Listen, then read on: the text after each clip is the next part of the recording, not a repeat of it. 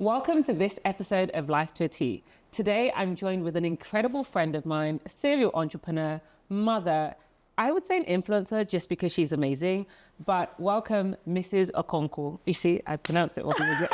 After all the practicing we did. No. I mean, I said you had to say it. It was important that she says the Mrs. Okonkwo. There we go. Mrs. Okonkwo. Okonkwo. No, I actually believe in teaching people how to say your name. Oh, yeah, sure. So we'll probably do that at the end again. Sounds good? Can we carry on? Yeah, go ahead. Okay. No. So welcome to Life to a Teee. I'm so grateful to have you. I tell people all the time that there are so many amazing people in my world, and I want the world to meet them and to hear conversations that we have that may benefit them. True. So tell us who you are, starting with your name, before I butcher your name again. Okay, so my name is Ijeoma Okonkwo. I'm the founder of Pixie World Events. It's an event management company that has been in existence since 2016. So that's the year I met you. Yes, that's the year you actually met me. That's the year it launched. Yes. Got it. So I mean, it's I didn't know I was going to be an entrepreneur. Okay. Let me put it that way, right? Because I grew up wanting to be a corporate chick. You know, that 9-to-5 thing, you're going to work, your skirt suit, looking cute and all. Yeah, but life happens. Yeah. So, I mean, one of the things I've learned in the journey of my life is that life happens, and the ability to adjust and move on, it's very important. So what happened? So I'd been out of the country, got married to having kids. I was moved out of the country, and then I moved back to Nigeria in 2015. And I just knew that a 9-to-5 wasn't going to work. Because, I mean, why? Who I'm married to is not going to let me wake up by 6 a.m. in the morning. He's going to say, he's going to be like, yo, where are you going to? How much is the salary? I'm going to pay you. Like, just stay back in this bed and stuff like that. So I just knew. No, don't worry about it. No, that's not what I mean. And you know what I mean. No, but that's not what I mean. I know. So, you know, but yeah, so it wasn't just going to work. It wasn't visible. And plus I had kids now. And I don't know. Kudos to the 9-to-5 women who are raising kids. You guys are amazing. Because, no, seriously. It's hard. It's hard. It's hard. It's hard. I don't know how you people balance it out. Yeah, but it's an amazing feat, honestly. So I just knew that I had to do something. And I'm one person who can sit still. But, you know, 9-to-5s aren't easier or harder, right? I think as a serial entrepreneur, you didn't just have one business. Right? You had multiple businesses that you had to manage, and you also had a family. You also have a husband who's in entertainment. You have multiple hats. You're probably busier than the average 9-to-5er. Yeah. So, you know, what made you realize that this is the season where I had to pause to focus on whether it's family, whether it's business, whether it's your husband? At what moment did you realize I have to pause? Okay, so the thing is this. I always say life is in phases. Right? So let me backtrack a bit. Like I say something, I am a very restless person. I don't know how to like just be doing one stuff. Yeah, you know, when you say I do multiple things, yeah, you're right, because you know me, so you know better. But I when I was in school in Unilag, I was working. Yeah, so I got out of that and I got married and I knew how to cut down. I'm going to tell that story though, but let me just move into the work thing, like what you were trying to say. So when I started having kids, of course, every other thing had to go on a pause because I had them simultaneously, like 2010, 2012. So they were like babies and I had to take care of them. When they had grown up to a certain level, I knew it was time to go back to something. And I'd done like a whole lot of business. See, I'd sold clothes, I'd sold hair. Keep telling us. See, I think, the first thing was I'd gone to Dubai. And I was still in school then, actually. And I think I'd had my first, or I was pregnant or something. I'd gotten hair. I was selling human hair then. That was when, before it became a rave then. I did that. And then I moved to Turkey. I went to Istanbul. I bought clothes. I sold adult, yes. I didn't know this. No. I'm learning. So I did adult clothes. I did children clothes and all. But I'm not a buying and selling person. Okay. Nah. So in the midst of everything, I also know my strength.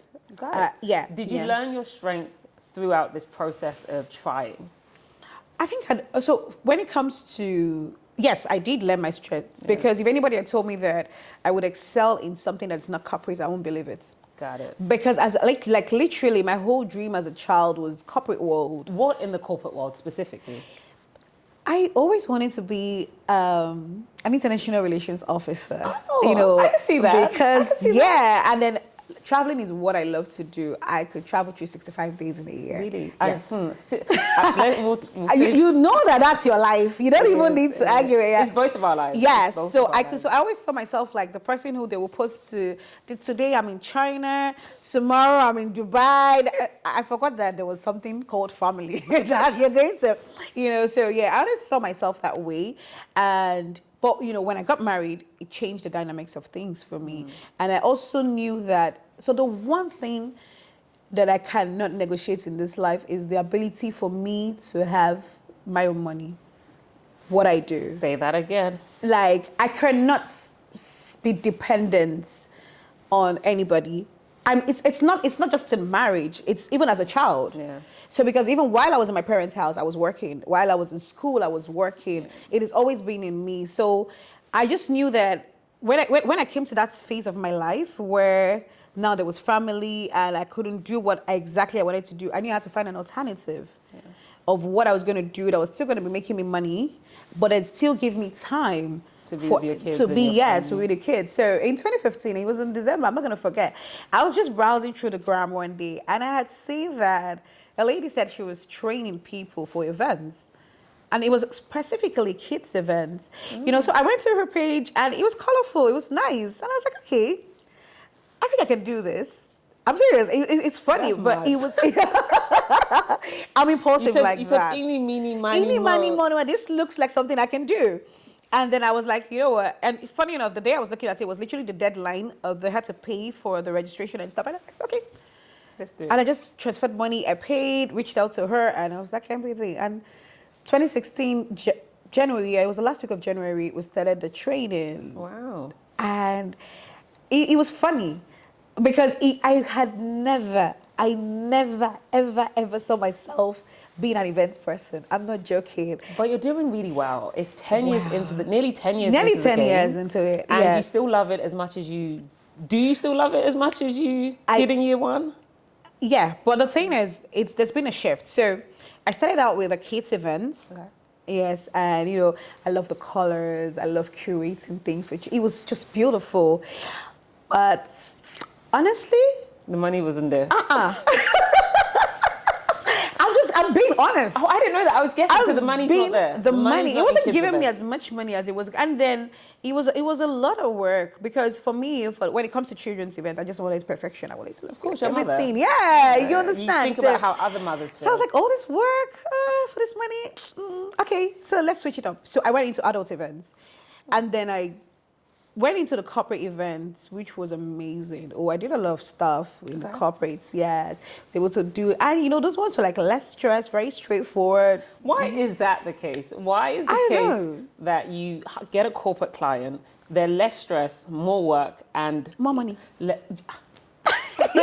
And more money. And way more money. Yes. However, you do events that you're passionate about, so let's say kids. Yeah. And it's probably more stress because as parents, we're both parents, we're very, very particular about every single detail. Right. But it's what's going to keep you up at night, it's what's going to make you and your team work the longest, and it's what's going to pay you the least. How do you balance what you enjoy doing and also what's going to pay you in this season? So, for me, I had to adopt that's when I went into the corporates and into the adult events. And I'm going to be honest, after a while, I just fizzled out on the kids events. Oh. Yeah. You outgrew it. Yeah, I had to. Fair. I had to. And then, so, the corporate thing was going on well. It was going on well. And then I just saw myself going into full-time planning. Oh. Yeah, and then that's when we started the trade fairs. I'd met Nelly's Niger branch in 2018. A mutual friend had introduced us to Tricia, and then she was like, okay, come on board. So it was my first time doing something like that because, it has always been parties or corporate work and stuff like that, and then trade fair. So I looked at it and I saw her passion in what she does. And I was like, okay, I like the zeal this person has. It was like, so I'm a very passionate person. Like if I have to handle a project, it has to be 100% on nothing. Yeah, fair. Yeah, so I went into it and I was like, okay, I think I like this. I think I can do this. And then we started it. And then, she had done like 2 before I came on board, and then we just kind of clicked. And before you know, it just became a thing that You we're just kept on partnering doing. together. I just enjoyed doing. We would brainstorm together. And it's right now. I mean, it's the biggest thing out of this country when it comes to trade exhibitions. Like, Oh, girl, congrats, girl. we last year we went to London. Please buy and then buy me what? Please. send a list. Send a list. I can love handle that. it. Send a list. God. You see, God, these are the please. friends you need in your life. I'm just saying, these are She's the friends. teasing. She's teasing. Wow. Don't listen. Don't listen. I'm actually sending her my list later on, not the other way. So, and then we went from Nigeria. So initially it was Lagos, Abuja, and now we had covered like the whole major geopolitical zones in Nigeria. Oh, amazing. I've been to Kano, I've been to Uyo, we've taken the trade fair to amazing. Ibadan, to Port Harcourt. It's like everywhere. Last year we went to London. Oh, congrats. Oh, that's so big. That was big. That's big. Do you know what it means to move like 82 businesses from Nigeria to London? That's like, I've not heard of that. I've not heard that happen. We had people who had never, no offense, like had never traveled out of the country before. Oh, wow. Some didn't even have a passport before. And you made that happen. Yeah, so when you speak to people, when you connect to people in a certain way and let them know. So apart from the goal, because it's 95% women, the goal is to let women know that you need your own money. I love that. I love you've said it twice now. Yeah. You've said it twice now. And I know it's intentional. Yeah. Because oftentimes, especially being a Nigerian woman, especially how our culture has raised us, it's really important for the women of today to understand financial freedom. Very important. And financial freedom does not look like your husband giving you money. That's not financial freedom. Financial freedom is having the ability to go and hustle and go and make your own money in case of a rainy day. In case something happens. And you don't know when it's going to be that rainy day. Or thunderstorms. Like, you don't know. You don't know. And another thing that I've observed, if Nigerian women actually want to say the truth, is, forget whatever you read on the internet and stuff, men have a whole lot of respect for women who have their money. 1,000%. Trust me. Like, there's this beauty in a home when a man knows that a woman don't have to call him, I want to buy matches. I want to buy sugar. She doesn't have to call you for random stuff like that. Like, she's holding it down. Yeah. Like, I literally hear them brag about it. Brag about like, she's holding it down. Like, it's a thing of joy. It's a thing of pride to them. So when I see women who say, my husband doesn't want me to do anything, I just laugh like, nah, sis, you are the one who doesn't want to do anything. Best believe it. I'll tell you a very unique experience we had when we went to Kano. Yeah. We did our Kano. The first trade fair we did in Kano was last year, right? And when we had talked about Kano, it was like a 50-50. Even me, I'm like, Kano. Yeah, exactly. Like, that was the people were like, I need to hear this. How did you make that happen? See, initially I was skeptical. I was like, Nelly, no. Why Kano? She's like, Ijeoma, let's go to Kano. Is this? I'm like, okay. And so, like I said, she's very passionate as to the vision. So I was like, okay, let's go. And it was harder to even get the women to come out to promote their businesses. Wow. Because, the culture over there and all that. But with time, when we educated them on the need, like, you guys, I can't sell your market more than you can sell your market. Facts. And then they started doing. So I'll tell you one funny thing that happened. During the fair, we had husbands come, like husbands of those business owners. And they came to us and they were like, we thought you guys were joking. Like, when their wives were telling them about it, they just thought it was one of those things they want to go and play around with. And when they entered there, when they saw the crowd, when they saw the buying and selling, the sales, they were like, thank you. Seeing is believing. They were like, thank you. You brought out our wives from their comfort zones. Oh, wow. Yes, you brought them out and they're doing things they would normally not do before. And so it gave us the boost to go back there again. So this year we did Kadura and everything, yeah. And I'm sure, I'm hoping you see more women come out. Oh, yes. Because I think the empowerment of women is the beginning of a lot of beautiful things. Yeah. And I think as women are evolving, as the generations are evolving, it's expensive to have just a man pay for everything. No. It's not realistic. One source of income in a home is not visible anymore. One source of income is struggle. Regardless of how much the other person earns, True. We don't know how expensive this world or this life is going to get. And I think, crazy. My mum's always said it to me, my dad's always said it to me. My mum's like, and I don't know if it's the same for you, but like Yoruba culture, it's like, have money so anything that happens, you can run. right? With your family, like you can essentially take your family and go. run, whatever it is. Whatever it is. And I think about that and then there's different variations of that now. People like have enjoyment money or have whatever, but like there's different emergency funds and stuff like that. Whatever you want to call it, have emergency funds, have money for enjoyment, have money for your girlfriends, have money for you and yourself, have money for self-care, because there'll be times when you don't want to make that phone call to your partner and be like, hey, I need this, please. I want to do it myself. I just want to do it myself because I'm feeling down. And I think taking care of you is the best form of self-care. Oh, it is. Like it's the absolute best form of self-care. When you prioritize yourself, it's good. And I see you do that a lot. People think I do it. I said, meet my friends. You? When you say that though. No, you do a fantastic job of pausing when you're exhausted and when you're burnt out. And also knowing when to call things quit. I know recently you had to shut down one of your boutique hotels. Yeah. Why did you have to do that? What happened? So, I'm not going to say exactly what I want to say. Within reason. You and I can be arrested right now. But doing business in this terrain would test you. Especially like a business where you have like a brick and mortar, like a physical presence, like you have like, so there was a boutique hotel. It was beautiful. It was going well. And then, you know, everything just changes. All of a sudden, there was like electricity issues. So, I mean, it's a hotel. I'm literally running on generator for 24 hours, like back to back every day.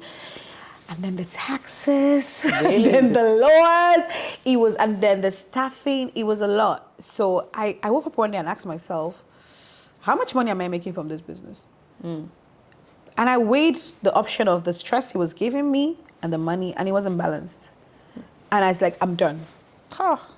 I'm done. It's funny because it's still there. Everything is in it. I just like told everybody, thank you. It was nice having you guys around. Really? I can't do this anymore. Because, I mean, it's no longer a business if I have to be taking my money to pay staff. I mean, so like the company's not generating what it can use to offset the staff bills and salaries and stuff like that. So it wasn't like a business anymore. And it was like, I was beginning to get anxious. Like you said something, I know when to step back. I know when to like just pack up and leave. Yeah, so I just shut it down, put a padlock to the gates, told everybody, hasta la vista. Does that hurt? And, you know, and I asked, does that hurt? Because entrepreneurs, what people don't talk about a lot, as entrepreneurs, you said it earlier, you start and stop until you find something or multiple things that make you, I wouldn't say happy because we're entrepreneurs, that make you money. You start and stop until you find things that make you money. And in being able to shut down a business because you were choosing to pause and protect your well-being, that's unheard of because people work till they die. They'll make sure something works. And how did you even get this level of tenacity where you're just like, if it doesn't serve me, bye? Yeah, so I think that as I get older, my view of life and on certain things changes. So before I would literally, like what you said, I see it must work. I'm breaking my head. I'm killing myself. But as I get older, I just realize I weigh things. Is the stress level worth the money? I'm sorry. I know I talk about money a lot, but I love money. I'm not even going to pretend. Nah, I'm not one of those people that don't have money conversations. I love money. My friends love money. We talk about money. Money. I'm just saying, this is as real as it gets because it's true. I'm like, money helps us manage life. Let's be honest. So let me tell you something that I do when I get overwhelmed. Right? I just pack up my bag and leave this country. No, seriously, and that happens a lot. Yeah. Like getting stressed or leaving the country. Which one? Both. Okay. Both. I love to travel, but then imagine that I didn't have the money, the resources to move out. Yeah. I would have lost my mind. And it's a privilege. Like that's something we speak about it a lot offline actually. We know that we're in a privileged position where we can afford to travel, we can afford to get the resources. And then the thing is there are people who won't be. And I always say there's this guilt. For me, this is me. There's like this guilt at the back of my mind that's like, if I could help the whole world, I would. Right. But we know we can't. No, you can't. So then you have to focus on your sphere of influence. What and who can you influence to support? And I love that you do the trade fair because for me, that's almost your way of giving back, especially to women and telling women, hey, empower yourself. Yeah. because that's the only way you're going That's to the get. only way. That's the only way you're going to get further in life. That's the only way you can. Even if you can't leave the country, you can go to a spa. I was just going to say that. So you don't necessarily have to. I mean, always. Escape routes doesn't have to necessarily mean you get on a plane. Yeah, that's my escape route. That's my escape route. Yeah, but but it's not for everybody. So there's so many places I've been to in Nigeria that I'm like, oh my god. Yeah, facts actually. These places are serene. I could literally just shut down for a week here, you know. And so, like you said, it could be a spa treatment. It could be anything, literally. But there is a level of security you have when you have money. Yeah, facts. Does we're going to digress quickly because Sure. I think it's important for, you know, I think we've spoken about money. I think we've spoken about businesses and the importance of having your own and being able to pivot. I love that you're like, okay, this doesn't work for me. Let me try this. This doesn't work for me. Do you feel like you have the right support system? Because Yes, that's I something do. we don't talk about enough. Yes, like I do. you can't do everything Yeah. you do without the support. So what does that look like in your world? Okay, so when it comes to support system, I'm actually blushing already. It's a man. It's a It man. has to be It's a man. What is it going to be before an alligator? It has to be a man. So I know that people is going to say cliche, yeah. What do you expect? But my husband is amazing. Oh, No, so in the sense that he gives me freedom to be me. we love that. Yeah. Thank you, KCee. No. Seriously, I don't take it for granted because there's so many stuff I do, and people look at me like, you can't even be married. Same. Because see, you know what I mean. I have my friends who are doing birthday in Dubai. I'm like, yo, babe, my friend is doing her birthday in Dubai, and man, that friend may actually be a single girl. So it's like a couple of single girls in a boat. And Ijeoma, you are on a boat with single girls in a bikini. What is wrong with you? And it's like, go. Oh, I love that. Yeah. Do you think he's, you know, knowing that you married a famous entertainer, do you find that, you know, you complement each other because you're both as supportive? Because it's not just like you're supporting him on most of his shows, and I know you go to most, if not all of the shows where you can, Right. but I also see him supporting you on all the things you do. Would both of your success be possible without that level of support? No, it won't. No, it won't. And then, so for the support that, for instance, for the support that I give to my husband is beyond going to his shows. Facts. Is the fact that, so I tell people sometimes that I could be in Lagos in a week. My husband is in Lagos and I haven't seen him in a week. Yeah. So it could literally, so if you know their business, it means that sometimes they need to step out to get the inspiration. So he could just tell me, babes, you have to go to like Ilashe, we have to go with the team, we're crossing water, I have to be there for like a week because we're recording. And I'm like, see you. I understand. Yeah. I don't, I have friends who tell me I can marry a musician. Nah, I can't do this. I can't marry. I think I'm one of the. What's wrong with you people? Musicians. Marrying musicians. What's the problem? No, but you see, yeah, there are people who are built for it. Yeah. And I think that there are people, you're a serial entrepreneur. And I think you also met him. Yeah. Ages It's been ago. 15 years. It's been 15 No, years. 16 actually. I met him in 2009 and we got married in 2010. Yeah, so It's a years. it's a long love story you guys have, which I think is beautiful. I think get them when they're still in the prime. Right. And then develop and grow with them. I think for me, I just couldn't do it personally. I don't. No, you can't do it. Okay, I've tried. so let me. No, you tried and failed. No, let me be honest with you. It is not easy. Yeah. I'm going to say this very unfiltered. The amount of nude pictures and videos That women send him. I have seen, I have had to see.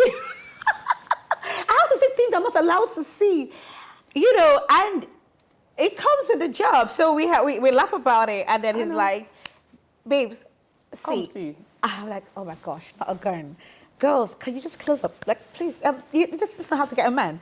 You know what I mean? But it's if I didn't have the kind of mind that I had, Yeah. I would have You're felt strong, bothered. Sha. You're Yeah, strong, Sha. I know. I don't even need anybody I would to have tell run me. mad. I didn't see. You're I don't sending even- my husband nudes. You know, would've I run said I mad. have seen more bums than I'm supposed to see in my lifetime. I've seen unapologetically. And you know the funny thing? Sometimes you see these girls on the road. Because they're not strangers. And that's the part that's like uncomfortable. Again, Yeah. this is what I'm saying. I'm not built for it. Yeah. Because you see me. God just knew I wasn't his strongest soldier. You will flip. I will see them and we would see stuff And will that's the thing, happen. like, and then you keep it classy, you keep it Oh, composed, yeah, sure. and you pretend you didn't just see their nyash all over the DMs. Like, how? How? No, so You have a good man, Sha. I have, yes. So wait. He has a great woman. Let me just. Oh, baby, did you hear that? You have a great woman. Great.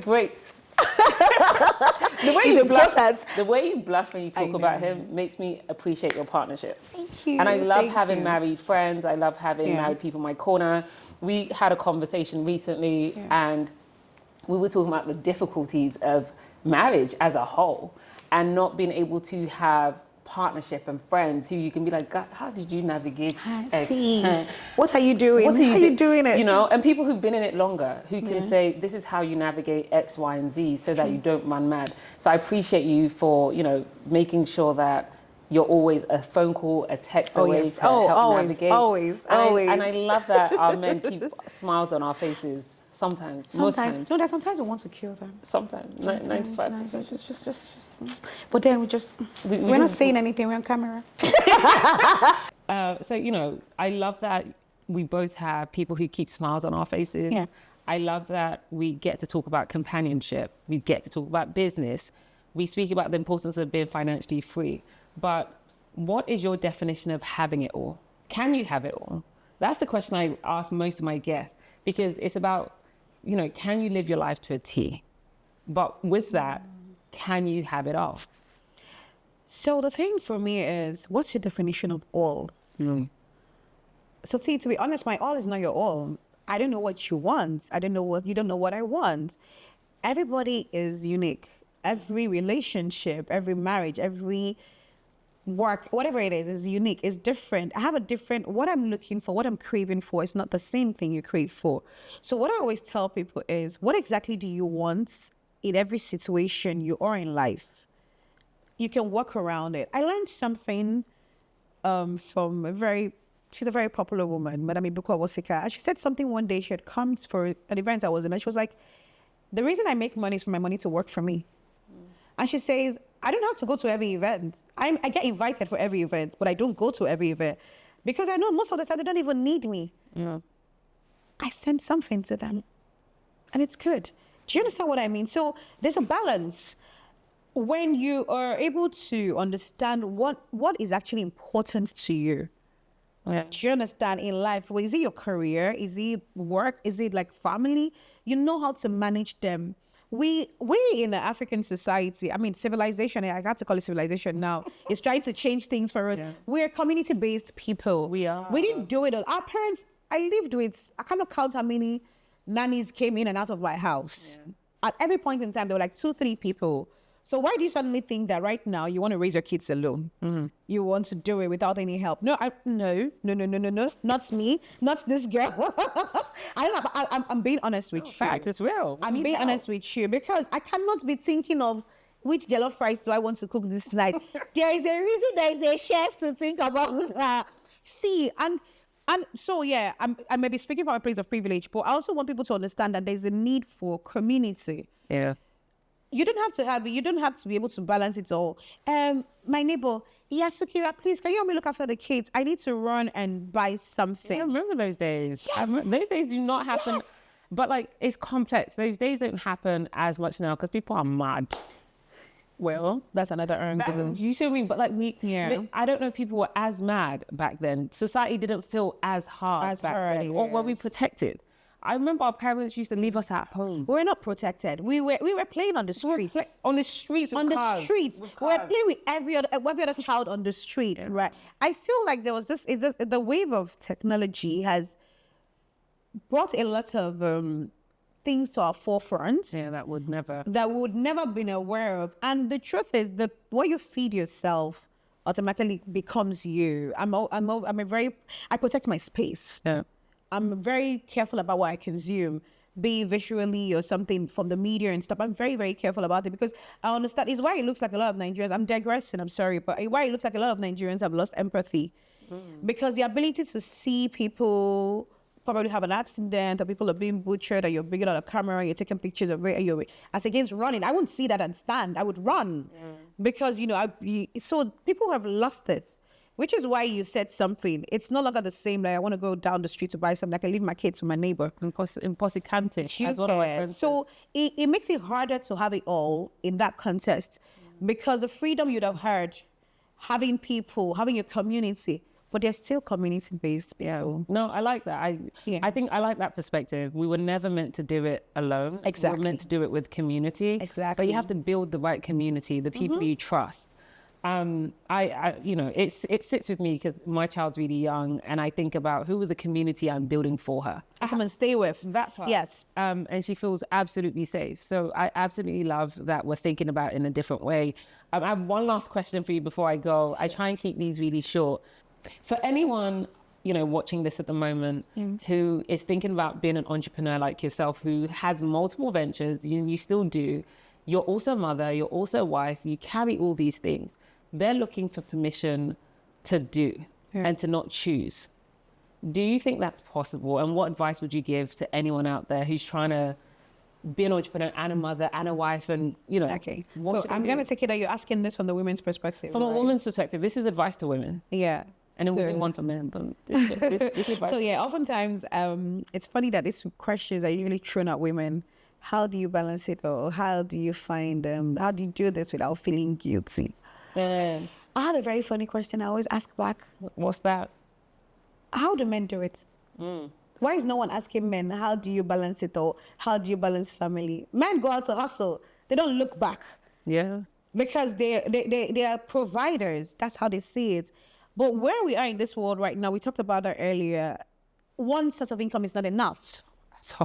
So a woman has to work. Yeah. So why are you feeling guilty? It's not like you're traveling for 10 years and you're not going to be able to see your kids. It's just that you're going to go out in the morning and come back in the evening. You need to do what you have to do for the sake of the kids, because guess what? These children need the security that you can provide for them. Financial security. And it's key. You need your kids. You want your kids to go to good schools. You want to be able to afford the basics of life. No child is going to appreciate you sitting at home and looking at her every day. Oh, I just want to be the best mommy in the world. So I'm sitting out here with you. And they can't go to school. They can't do anything about it. Do you know what it means that kids can now talk about when they ask them to write an essay in school? You know how it used to be back then for us? My daddy goes to work. My mother is in the kitchen cooking. That's what they used to do. But now kids can actually defend and say, oh, my mommy owns this, my mommy does this, and my daddy does this, and we have a happy family. So yes, it can be difficult if you do not, which is what we talked about community also. Find the right assistance that you have. Balance it. Everything is all about balance. Yeah. Find a balance and everybody's fine. I love that. I love that we are honest about the fact that it's not easy. No, it's not. Because this is something we speak about offline, but it's not easy. I've said this to you. I said this to you maybe once a week. I don't know how you do it all with the life that you live, with having a husband that's a public figure and is probably messaged and emailed and texted all the time. And then you having everything. Like women, we downplay our successes. No, we do. And I'm of the school of give women their flowers. So thank you for being one of the first people when I was trying to relocate back to when I was trying to move back to Lagos, that showed me that you can have a lot of things and you don't have to choose one thing to be successful. You can be a mother, you can be a wife, you can have multiple jobs. And if you don't like it, what do? We move. We move. You're not a tree.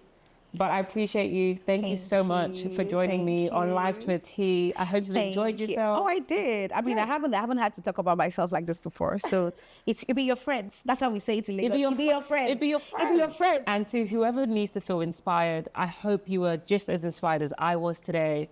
And, the whole point of this is to learn how to live your life to a T. So until next time, listen, like, subscribe. Live to a Teee pod.